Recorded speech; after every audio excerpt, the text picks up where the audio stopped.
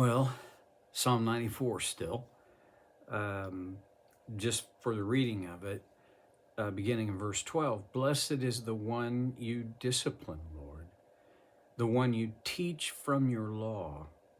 By the way, just a quick revisit. To discipline requires teaching.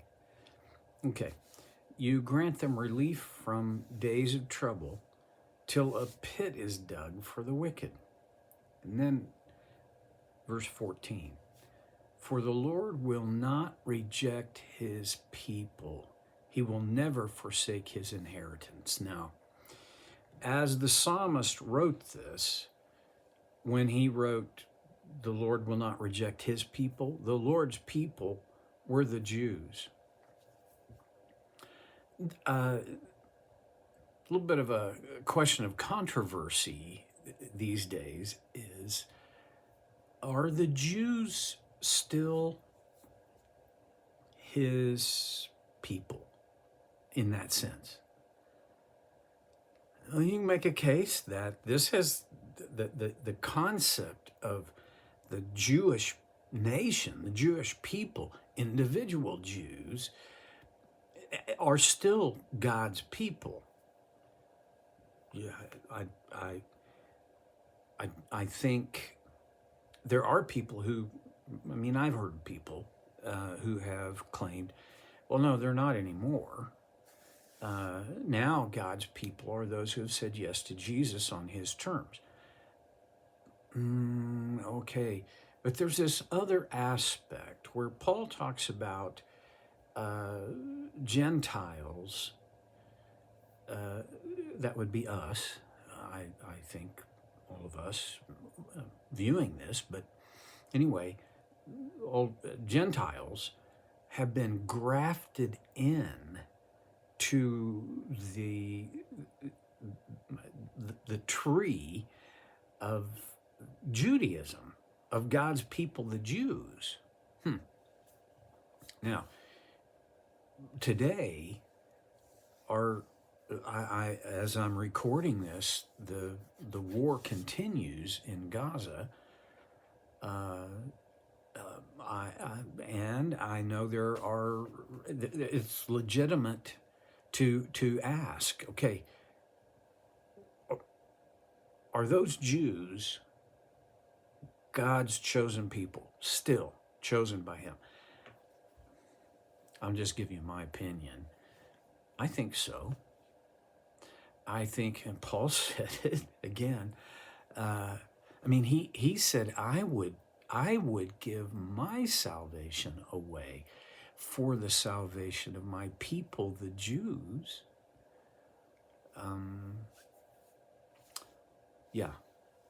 God, they are no less chosen than when he spoke to Abraham. We are chosen and adopted into, grafted into, the way you would graft a branch onto a tree, into this cherished group, God's people. Okay. And the psalmist kind of just says it in two ways. The Lord will not reject his people. He will never forsake his inheritance. This whole thing of being rejected and feeling forsaken, to me, it's just part of life. I've recently discovered that for myself, one of my biggest hang-ups is the fear of being rejected.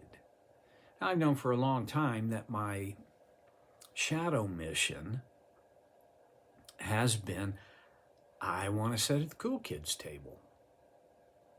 All right. But you see, which that is not a very good objective.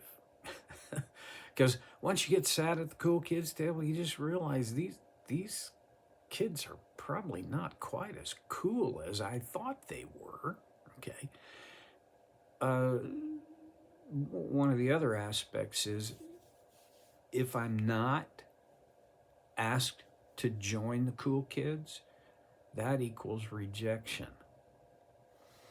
One of my jobs, and in fact, probably is not even the right word. At this point, my full-time job needs to be raising funds to support our ministry with Open Door Libraries.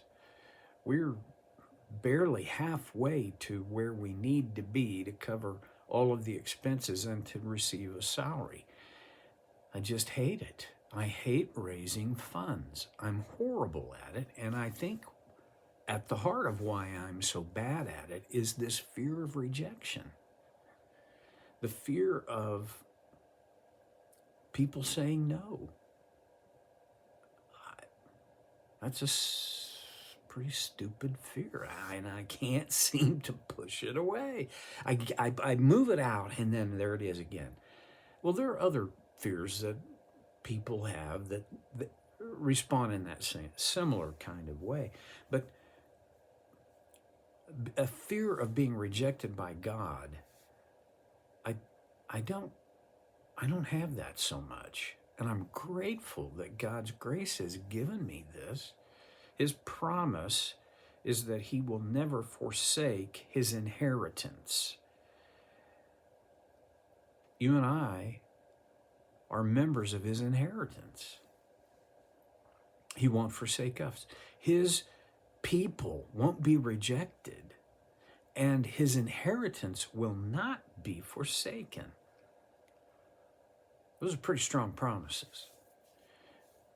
And as I look at my life and life in general, one of the things that I see is that there are times when I am not being rejected, I am not being forsaken, but I feel rejected and I feel forsaken.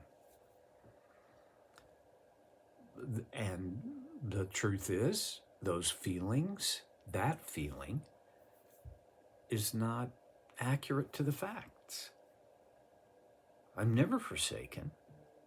God has promised here, I think it's legitimate to take this as a promise that from him to us, he won't ever reject us. He won't forsake us. In the book of Hebrews, this idea is reiterated. I will never leave you. I will never forsake you.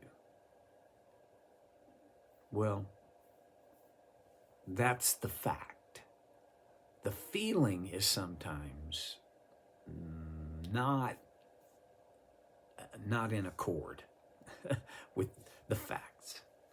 So the question today for me, to you, and to me, when I feel rejected, when I feel forsaken, when I feel all alone, when I feel all that,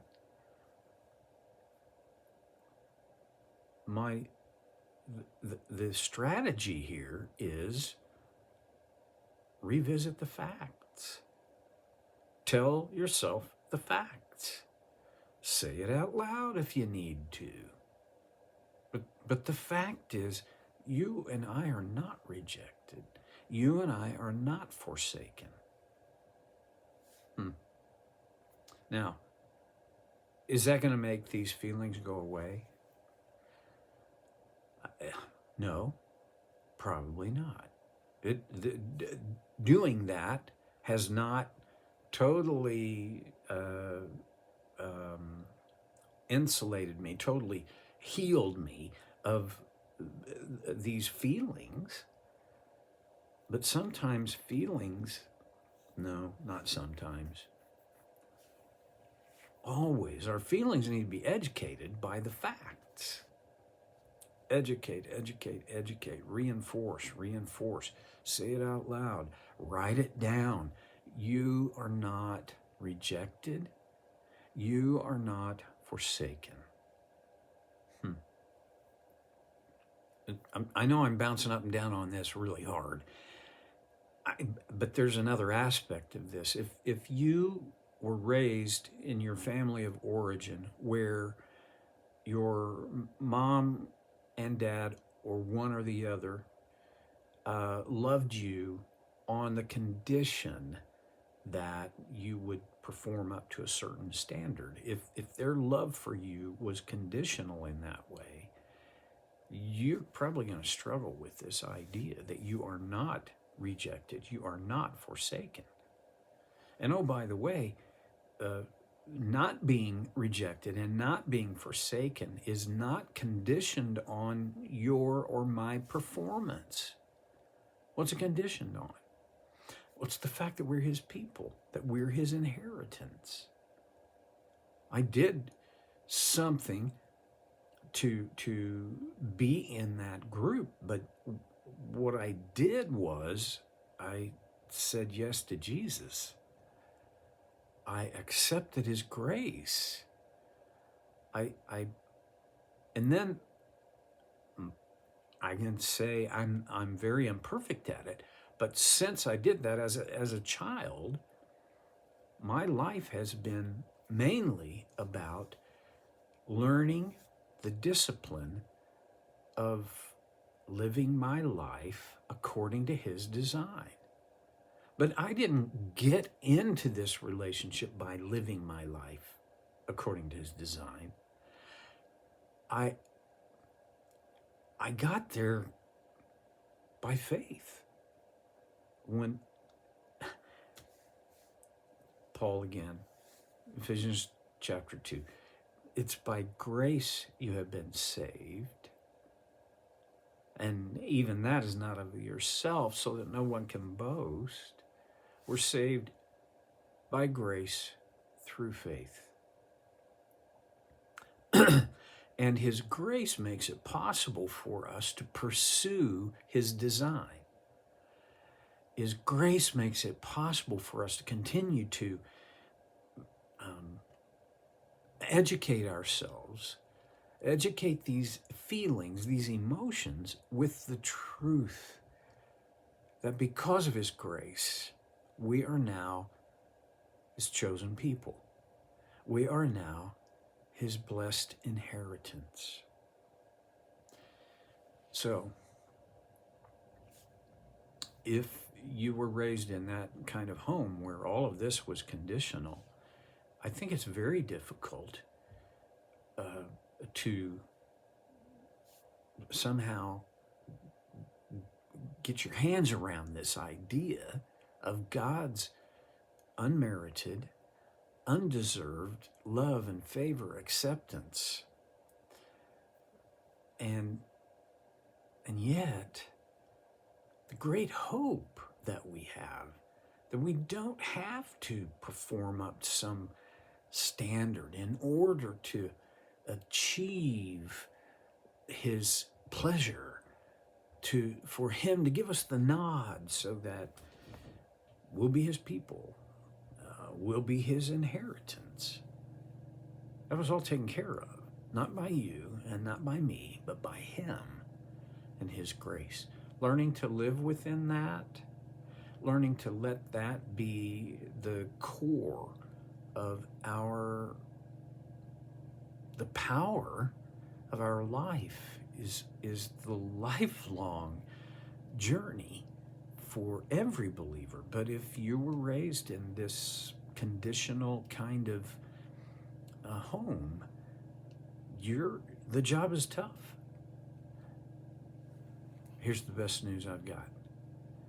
You don't have to pull this off in your own strength.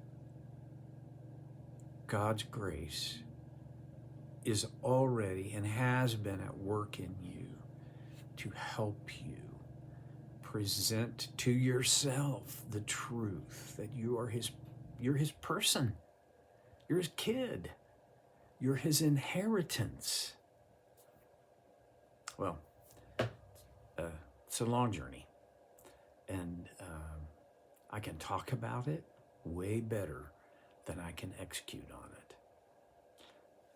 Okay, I'll try to do better next time on So Care with Stevie Boy.